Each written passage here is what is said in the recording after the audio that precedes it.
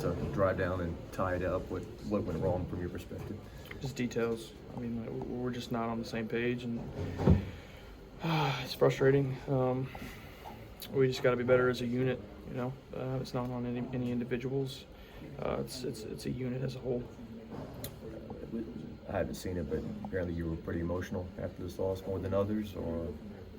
Yeah, as I said, it's very frustrating.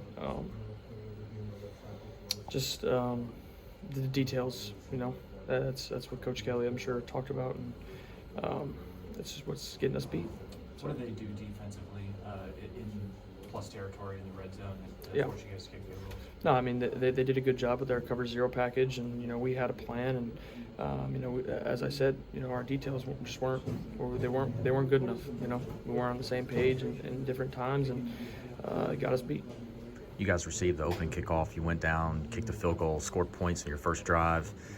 Did you guys feel like there were some things in that opening drive that you could have sustained throughout the rest of the afternoon? Yeah, I mean, I thought we did a good job moving the ball up and down the field. And for the amount of possessions that we had and the amount of points we put up, I think it was a productive day, but it wasn't enough to win the football game. And so, that's the frustrating part.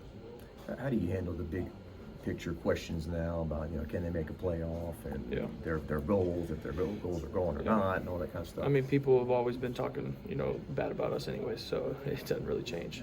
It doesn't really affect us. No matter what, people are going to say what they're going to say.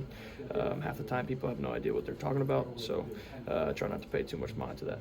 We got time for two more. In the building, you feel good about that, though? The team, I do. I mean, yeah, I do. We've been in this position before, and as I said, I think it was earlier this week that the college football landscape has changed. So, we know we're not out of it. We just got to be better. We got to be perfect in our details and perfect the rest of the year.